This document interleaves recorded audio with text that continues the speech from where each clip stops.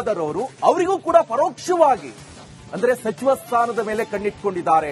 ಅದು ಇವತ್ತು ಅಂತರಾಳದ ಮಾತು ಬಹಿರಂಗವಾಗಿ ಹೋಗಿದೆ. ಸ್ಪೀಕರ್ ಖಾದರ್ಗೂ ಕೂಡ ಸಚಿವ ಸ್ಥಾನದ ಮೇಲೆ ಕಣ್ಣು. ವಿಧಾನಸಭೆಯಲ್ಲಿ ಪರೋಕ್ಷವಾಗಿ ಆಸೆಯನ್ನ ಬಿಚ್ಚಿಟ್ಟಿದ್ದಾರೆ ಖಾದರ್ ಅವರು. ಚರ್ಚೆ ವೇಳೆ ನೋಟ್ ಮಾಡಿಕೊಳ್ಳಲು ಖಾದರ್ ಸೂಚನೆ ಕೊಟ್ಟರು. ಸಚಿವರಿಲ್ಲ, ನೀವೇ ನೋಟ್ ಮಾಡಿ ಅಂತ ಶಾಸಕ ಸುನೀಲ್ ಕುಮಾರ್ ಅವರು ಹೇಳಿದ್ದಾರೆ. ಇಲ್ಲಿ ಕೂರಿಸಿ ನೋಟ್ ಮಾಡ್ಕೊಳ್ಳಿ ಅಂದ್ರೆ ಹೇಗ್ ಸ್ವಾಮಿ? ಪರೋಕ್ಷವಾಗಿ ಸಚಿವ ಸ್ಥಾನದ ಆಸೆಯನ್ನ ಬಿಚ್ಚಿಟ್ಟಿದ್ದಾರೆ ಡ್ಯೂಟಿ ಖಾದರ್ ಅವರು. ಸ್ಪೀಕರ್ ಮನದಾಳದ ಮಾತು ಹೇಳಿದ್ದಾರೆ ಅಂತ ಅಲ್ಲಿರುವಂತ ಶಾಸಕರೆಲ್ಲರೂ ಕೂಡ ಹೇಳಿದ್ದಾರೆ. ಇಬ್ರು ನೋಟ್ ಮಾಡಿ. ಸುನೀಲ್ ಕುಮಾರ್ ಮಾತಾಡಿದ ಯಾರು ಇಬ್ರು ನೋಟ್ ಮಾಡಿ.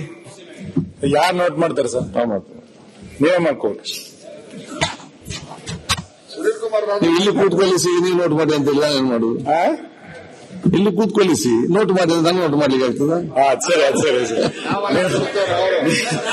ಸರ್, ತಮ್ಮ ಮನದಾಳದ ಮಾತನ್ನ ಅಲ್ಲಲ್ಲ. ಸುನೀಲ್ ಕುಮಾರ್ ಮಾತಾಡಿದ ಯಾರು ಇಬ್ರು ನೋಟ್ ಮಾಡಿ.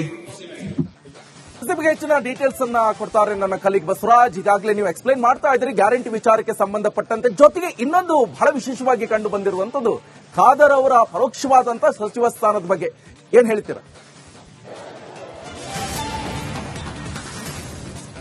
ಖಂಡಿತ ನಿಕೇಶ್, ಭೋಜನ ವಿರಾಮದ ಬಳಿಕ ವಿಧಾನಸಭೆಯಲ್ಲಿ ಒಂದು ಸ್ವಾರಸ್ಯಕರ ಘಟನೆ ನಡೆಯಿತು. ಭೋಜನ ವಿರಾಮದ ಬಳಿಕ ಯಾವೊಬ್ಬ ಸಚಿವರು ಕೂಡ ಅವರ ಆಸನದಲ್ಲಿ ಇರಲಿಲ್ಲ. ಆಗ ಸುನೀಲ್ ಕುಮಾರ್ ಅವರು ರಾಜ್ಯಪಾಲರ ಭಾಷಣದ ಮೇಲೆ ಮಾತನಾಡಕ್ಕೆ ಎದ್ದು ನಿಂತರು. ಆ ಸಂದರ್ಭದಲ್ಲಿ ನೋಟ್ ಮಾಡ್ಕೊಳ್ಳಕ್ಕೆ ಸಚಿವರು ಇರಲಿಲ್ಲ. ಯಾಕಂದ್ರೆ ಉತ್ತರ ಕೊಡಬೇಕಲ್ಲ, ಸರ್ಕಾರಕ್ಕೆ ನೋಟ್ ಮಾಡ್ಕೊಳ್ಳೋದಕ್ಕೆ ಇಲ್ಲದೆ ಇರುವಂತಹ ಸಂದರ್ಭದಲ್ಲಿ ಸ್ಪೀಕರ್ ಅವರಿಗೆ ಸುನೀಲ್ ಕುಮಾರ್ ಅವರು ಹೇಳಿದ್ರೆ ನೀವೇ ನೋಟ್ ಮಾಡ್ಕೊಳ್ಳಿ ಅನ್ನುವಂತ ಮಾತನ್ನು ಹೇಳಿದ್ರು. ಆಗ ಸ್ಪೀಕರ್ ಆದಂತಹ ಯುಟಿ ಖಾದರ್ ಅವರು ಈ ಜಾಗದಲ್ಲಿ ನನ್ನನ್ನ ಕೂರಿಸಿ ನೀವು ನೋಟ್ ಮಾಡ್ಕೊಳ್ಳಿ ಅಂದ್ರೆ ಹೇಗೆ? ಅಂದ್ರೆ ಪರೋಕ್ಷವಾಗಿ ನನ್ನನ್ನ ಸಚಿವ ಸ್ಥಾನದಲ್ಲಿ ಕೂರಿಸಿದ್ರೆ ನಾನು ನೋಟ್ ಮಾಡ್ಕೊಳ್ತಾ ಇದ್ದೀನಿ ಅನ್ನುವಂತ ಒಂದು ಅಭಿಲಾಷೆಯನ್ನ ಬೆಚ್ಚಿಟ್ರು. ಆಗ ವಿರೋಧ ಪಕ್ಷದ ಸದಸ್ಯರಿದಾರಲ್ಲ, ನಿಮ್ಮ ಮಣ್ಣದ ಮಾತನ್ನ ಹೇಳ್ತಾ ಇದ್ರಿ, ಅದು ಆದಷ್ಟು ಬೇಗ ಈಡೇರ್ಲಿ ಅನ್ನುವಂತ ಒಂದು ಹಾರೈಕೆಯನ್ನ ಮಾಡಿದ್ರು. ಮೊದಲಿನಿಂದಲೂ ಕೂಡ ಸ್ಪೀಕರ್ ಸ್ಥಾನಕ್ಕೆ ಅವರು ಒಪ್ಪಿರಲಿಲ್ಲ. ಆದ್ರೆ ಹೈಕಮಾಂಡ್ ಹೇಳಿದ ಬಳಿಕ ಯುಟಿ ಖಾದರ್ ಅವರು ಸ್ಪೀಕರ್ ಸ್ಥಾನವನ್ನು ಒಪ್ಕೊಂಡ್ರು. ಅವರು ಸಚಿವ ಸ್ಥಾನದ ಪ್ರಬಲ ಆಕಾಂಕ್ಷಿ ಆಗಿದ್ರು. ಅವರು ಕೂಡ ಈಗ ಸ್ಪೀಕರ್ ಸ್ಥಾನದಿಂದ ಬಿಟ್ಟು ಸಚಿವ ಸ್ಥಾನ ಬೇಕು ಅನ್ನುವಂತ ಒಂದಷ್ಟು ಚರ್ಚೆಗಳು ಈಗಲೂ ಇದಾವೆ. ಆದ್ರೆ ಹೈಕಮಾಂಡ್ ಎಷ್ಟರ ಮಟ್ಟಿಗೆ ಖಾದರ್ ಅವರನ್ನ ಸ್ಪೀಕರ್ ಸ್ಥಾನದಿಂದ ಇಳಿಸಿ ಸಚಿವ ಸ್ಥಾನಕ್ಕೆ ಕೂರಿಸುತ್ತೆ ಅನ್ನುವಂಥದ್ದು ಬಹಳ ಪ್ರಮುಖ ಆಗುತ್ತೆ. ಎಲ್ಲದರ ಜೊತೆಗೆ ಸ್ಪೀಕರ್ ಖಾದರ್ ಅವರ ಕಾಳೆಯುವಂತ ಕೆಲಸವನ್ನ ಬಿಜೆಪಿ ಶಾಸಕರು ಮಾಡಿರ್ತಕ್ಕಂಥದ್ದು ಇವತ್ತಿನ ಸದನದಲ್ಲಿ. Nikesh, okay, thank you Basavaraj ನಿಮ್ಮೆಲ್ಲ ಡೀಟೇಲ್ಸ್ಗೆ. ಖಾದರ್ ಅವರು ಅವರಿಗೂ ಕೂಡ ಪರೋಕ್ಷವಾಗಿ ಅಂದ್ರೆ ಸಚಿವ ಸ್ಥಾನದ ಮೇಲೆ ಕಣ್ಣಿಟ್ಕೊಂಡಿದ್ದಾರೆ. ಅದು ಇವತ್ತು ಅಂತರಾಳದ ಮಾತು ಬಹಿರಂಗವಾಗಿ ಹೋಗಿದೆ. ಸ್ಪೀಕರ್ ಖಾದರ್ಗೂ ಕೂಡ ಸಚಿವ ಸ್ಥಾನದ ಮೇಲೆ ಕಣ್ಣು. ವಿಧಾನಸಭೆಯಲ್ಲಿ ಪರೋಕ್ಷವಾಗಿ ಆಸೆಯನ್ನ ಬಿಚ್ಚಿಟ್ಟಿದ್ದಾರೆ ಖಾದರ್ ಅವರು. ಚರ್ಚೆ ವೇಳೆ ನೋಟ್ ಮಾಡಿಕೊಳ್ಳಲು ಖಾದರ್ ಸೂಚನೆ ಕೊಟ್ಟರು. ಸಚಿವರಿಲ್ಲ, ನೀವೇ ನೋಟ್ ಮಾಡಿ ಅಂತ ಶಾಸಕ ಸುನೀಲ್ ಕುಮಾರ್ ಅವರು ಹೇಳಿದ್ದಾರೆ. ಇಲ್ಲಿ ಕೂರಿಸಿ ನೋಟ್ ಮಾಡ್ಕೊಳ್ಳಿ ಅಂದ್ರೆ ಹೇಗ್ ಸ್ವಾಮಿ? ಪರೋಕ್ಷವಾಗಿ ಸಚಿವ ಸ್ಥಾನದ ಆಸೆಯನ್ನ ಬಿಚ್ಚಿಟ್ಟಿದ್ದಾರೆ ಡ್ಯೂಟಿ ಖಾದರ್ ಅವರು. ಸ್ಪೀಕರ್ ಮನದಾಳದ ಮಾತು ಹೇಳಿದ್ದಾರೆ ಅಂತ ಅಲ್ಲಿರುವಂತ ಶಾಸಕರೆಲ್ಲರೂ ಕೂಡ ಹೇಳಿದ್ದಾರೆ. ಇಬ್ರು ನೋಟ್ ಮಾಡಿ. ಸುನೀಲ್ ಕುಮಾರ್ ಮಾತಾಡಿದ ಯಾರು ಇಬ್ರು ನೋಟ್ ಮಾಡಿ. ಯಾರು ನೋಟ್ ಮಾಡ್ತಾರೆ ಸರ್? ನೀವೇ ಮಾಡ್ಕೊಳ್ಳಿ. ನೀವು ಇಲ್ಲಿ ಕೂತ್ಕೊಳ್ಳಿಸಿ, ನೀವು ನೋಟ್ ಮಾಡಿ ಅಂತಿಲ್ಲ, ಏನ್ ಮಾಡುದು? ಇಲ್ಲಿ ಕೂತ್ಕೊಳ್ಳಿಸಿ ನೋಟ್ ಮಾಡಿ, ನಂಗೆ ನೋಟ್ ಮಾಡ್ಲಿಕ್ಕೆ ಆಗ್ತದ? ಸರಿ ಸರಿ ಸರಿ. ಸರ್, ತಮ್ಮ ಮನದಾಳದ ಮಾತನ್ನ ಅಲ್ಲಲ್ಲ. ಸುನೀಲ್ ಕುಮಾರ್ ಮಾತಾಡಿದ ಯಾರು ಇಬ್ರು ನೋಟ್ ಮಾಡಿ. ಬಗ್ಗೆ ಹೆಚ್ಚಿನ ಡೀಟೇಲ್ಸ್ ಅನ್ನ ಕೊಡ್ತಾರೆ ನನ್ನ ಕಲೀಗ್ ಬಸವರಾಜ್. ಈಗಾಗಲೇ ನೀವು ಎಕ್ಸ್ಪ್ಲೈನ್ ಮಾಡ್ತಾ ಇದ್ರಿ ಗ್ಯಾರಂಟಿ ವಿಚಾರಕ್ಕೆ ಸಂಬಂಧಪಟ್ಟಂತೆ. ಜೊತೆಗೆ ಇನ್ನೊಂದು ಬಹಳ ವಿಶೇಷವಾಗಿ ಕಂಡು ಬಂದಿರುವಂತದ್ದು ಖಾದರ್ ಅವರ ಪರೋಕ್ಷವಾದಂತಹ ಸಚಿವ ಸ್ಥಾನದ ಬಗ್ಗೆ ಏನ್ ಹೇಳ್ತೀರಾ? ಖಂಡಿತ ನಿಕೇಶ್, ಭೋಜನ ವಿರಾಮದ ಬಳಿಕ ವಿಧಾನಸಭೆಯಲ್ಲಿ ಒಂದು ಸ್ವಾರಸ್ಯಕರ ಘಟನೆ ನಡೆಯಿತು.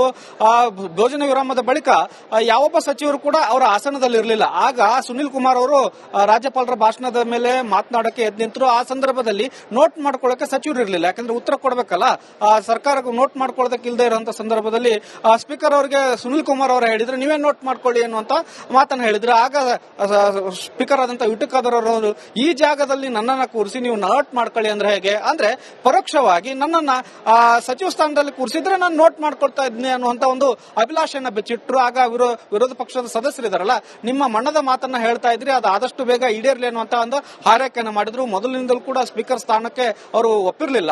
ಆದ್ರೆ ಹೈಕಮಾಂಡ್ ಹೇಳಿದ ಬಳಿಕ ಯುಟಿ ಖಾದರ್ ಅವರು ಸ್ಪೀಕರ್ ಸ್ಥಾನವನ್ನು ಒಪ್ಕೊಂಡ್ರು. ಅವರು ಸಚಿವ ಸ್ಥಾನದ ಪ್ರಬಲ ಆಕಾಂಕ್ಷಿಯಾಗಿದ್ರು.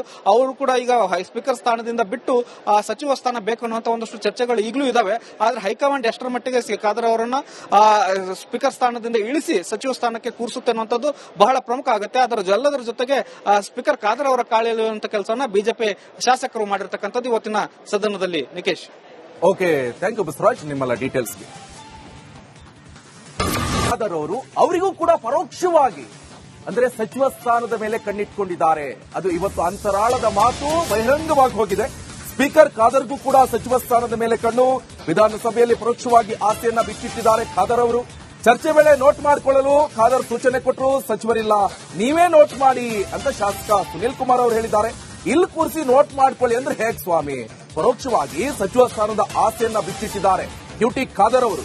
ಸ್ಪೀಕರ್ ಮನದಾಳದ ಮಾತು ಹೇಳಿದ್ದಾರೆ ಅಂತ ಅಲ್ಲಿರುವಂತಹ ಶಾಸಕರೆಲ್ಲರೂ ಕೂಡ ಹೇಳಿದ್ದಾರೆ. ಇಬ್ರು ನೋಟ್ ಮಾಡಿ. ಸುನೀಲ್ ಕುಮಾರ್ ಮಾತಾಡಿದ್ರೆ ಯಾರೋ ಇಬ್ರು ನೋಟ್ ಮಾಡಿ. ಯಾರು ನೋಟ್ ಮಾಡ್ತಾರೆ ಸರ್? ನೀವೇ ಮಾಡ್ಕೊಳ್ಳಿ. ನೀವು ಇಲ್ಲಿ ಕೂತ್ಕೊಳ್ಳಿಸಿ, ನೀವು ನೋಟ್ ಮಾಡಿ ಅಂತಿಲ್ಲ, ಏನ್ ಮಾಡುದು? ಇಲ್ಲಿ ಕೂತ್ಕೊಳ್ಳಿಸಿ ನೋಟ್ ಮಾಡಿ, ನಾನು ನೋಟ್ ಮಾಡ್ಲಿಕ್ಕೆ ಆಗ್ತದ? ಸರಿ ಅದು ಸರಿ ಸರ್, ತಮ್ಮ ಮನದಾಳದ ಮಾತನ್ನ ಅದಲ್ಲ. ಸುನೀಲ್ ಕುಮಾರ್ ಮಾತಾಡಿದ್ರೆ ಯಾರೋ ಇಬ್ರು ನೋಟ್ ಮಾಡಿ. ನಿಮಗೆ ಹೆಚ್ಚಿನ ಡೀಟೇಲ್ಸ್ ಅನ್ನ ಕೊಡ್ತಾರೆ ನನ್ನ ಕಲೀಗ್ ಬಸವರಾಜ್. ಈಗಾಗಲೇ ನೀವು ಎಕ್ಸ್ಪ್ಲೈನ್ ಮಾಡ್ತಾ ಇದ್ರಿ ಗ್ಯಾರಂಟಿ ವಿಚಾರಕ್ಕೆ ಸಂಬಂಧಪಟ್ಟಂತೆ. ಜೊತೆಗೆ ಇನ್ನೊಂದು ಬಹಳ ವಿಶೇಷವಾಗಿ ಕಂಡು ಬಂದಿರುವಂತದ್ದು ಖಾದರ್ ಅವರ ಪರೋಕ್ಷವಾದಂತಹ ಸಚಿವ ಸ್ಥಾನದ ಬಗ್ಗೆ ಏನ್ ಹೇಳ್ತೀರಾ? ಖಂಡಿತ ನಿಕೇಶ್, ಭೋಜನ ವಿರಾಮದ ಬಳಿಕ ವಿಧಾನಸಭೆಯಲ್ಲಿ ಒಂದು ಸ್ವಾರಸ್ಯಕರ ಘಟನೆ ನಡೆಯಿತು. ಭೋಜನ ವಿರಾಮದ ಬಳಿಕ ಯಾವೊಬ್ಬ ಸಚಿವರು ಕೂಡ ಅವರ ಆಸನದಲ್ಲಿ ಇರಲಿಲ್ಲ. ಆಗ ಸುನೀಲ್ ಕುಮಾರ್ ಅವರು ರಾಜ್ಯಪಾಲರ ಭಾಷಣದ ಮೇಲೆ ಮಾತನಾಡಕ್ಕೆ ಎದ್ದು ನಿಂತರು. ಆ ಸಂದರ್ಭದಲ್ಲಿ ನೋಟ್ ಮಾಡ್ಕೊಳ್ಳಕ್ಕೆ ಸಚಿವರು ಇರಲಿಲ್ಲ, ಯಾಕಂದ್ರೆ ಉತ್ತರ ಕೊಡಬೇಕಲ್ಲ.